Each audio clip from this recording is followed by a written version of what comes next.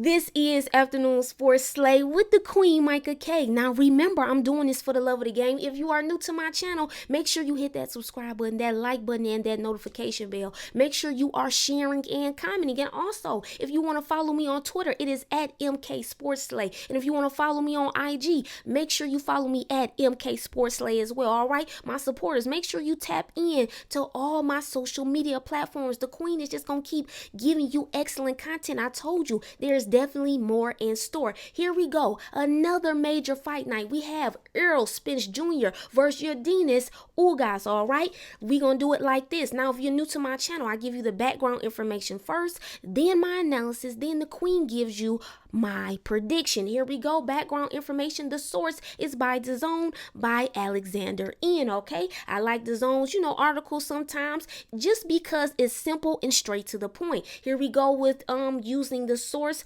by Alexander N by DAZN. Once again, two welterweight champions go head to head this Saturday. Errol Spence Jr. is back in the ring after missing out on Manny Pacquiao last year. The summer was meant to see Spence Jr. take on the Filipino senator, but he had to undergo eye surgery, okay, instead for a detached retina, and in his place stepped up Cuban fighter Yordenis Ugas. Ugas won the WBA strap that night, and Spence brings with him the WBC and IBF championships when the pair fight on Saturday in Texas. The winner of the bout could go on to meet WBO champion Terrence Crawford to settle who is the undisputed fighter at 147 pounds. All right, let's get into Ugas. His last two fights were against Manny Pacquiao and Abel Ramos. He won his last two fights. Let's get into the analysis, and more of this is more of a review because I have covered both fighters, but we still want to give you really good detail because this is a major fight.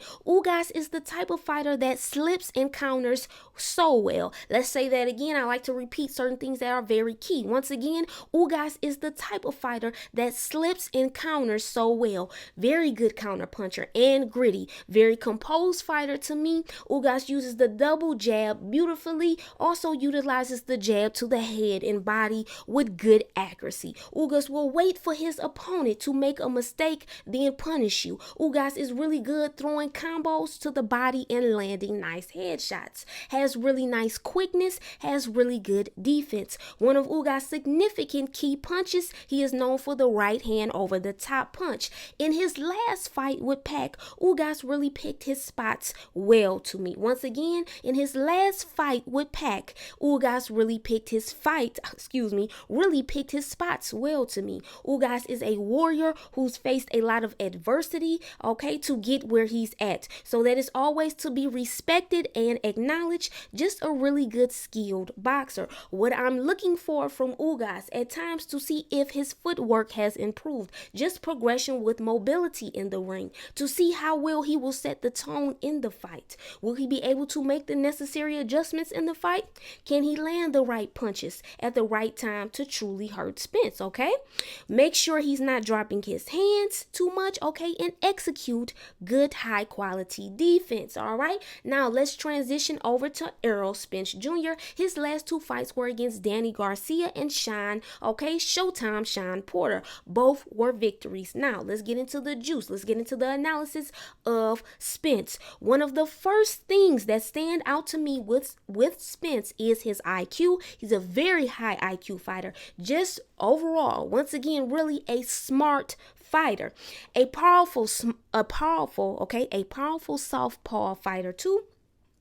Spence power jab was impeccable against Danny Garcia. Once again, Spence power jab was impeccable against Danny Garcia. Spence will land devastating combos to the body to wear and break you down. Right now, I believe Spence is still the most accurate body puncher in boxing. He lands that left hand consistently in a mixture of ways. Spence usually outlands his opponents, has really good bounce, athleticism is there. You know the Queen loves nice bounce.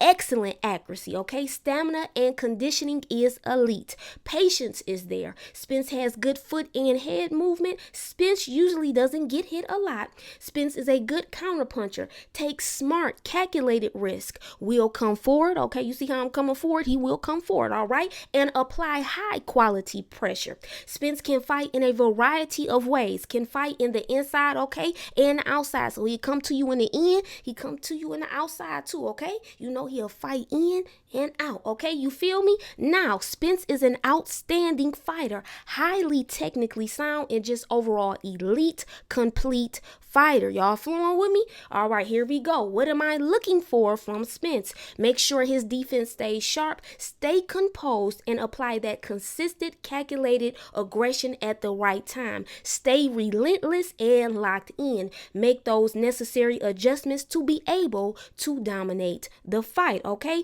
Let's get into a slay keynote. 2 slay keynotes. Both fighters are very strong mentally, and strategy and game plan will be everything, in this fight for both fighters, okay? Let's get into the prediction. Are you ready? Where you at? All my slayers and sleds. Okay, here we go. Since Spence said he's going for the knockout, okay, that's what Spence said. I'm paraphrasing. I am going to go for the late stoppage win from Spence by round 10. Once again, I have Spence winning with a late stoppage by round 10. Okay, them championship rounds where the juice and the spice gets heavy, gets thick. Okay, it get real. Okay, it really get real in that ring. So once again, Spence by the 10th round, a late stoppage. So I have Spence winning and dominating. Now, not to look past, okay, Ugas, okay, but once I believe Spence wins this fight, we got to get into that juice. Hopefully, we will see Spence versus Crawford, the fight boxing fans are hoping and praying to see. All right, ladies and gentlemen, all my slayers and slayers, make sure you tell me your thoughts, how you feel, how do you see this fight playing out? And one little last slay keynote tidbit. Remember, I told you that Spence is a chameleon, okay?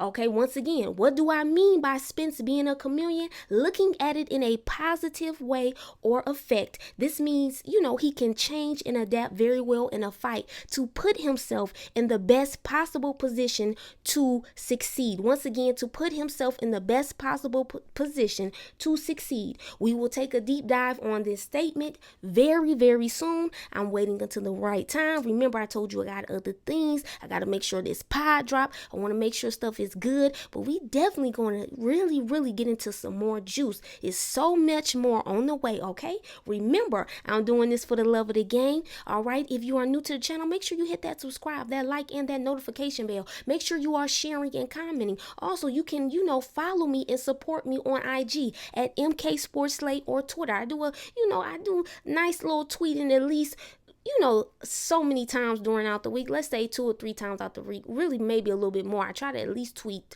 once a day, okay?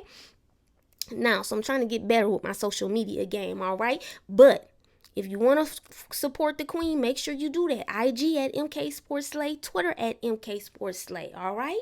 Now, once again, I'm doing it for the love of the game. It's the Queen Micah K, and this is Afternoon Sports Slay.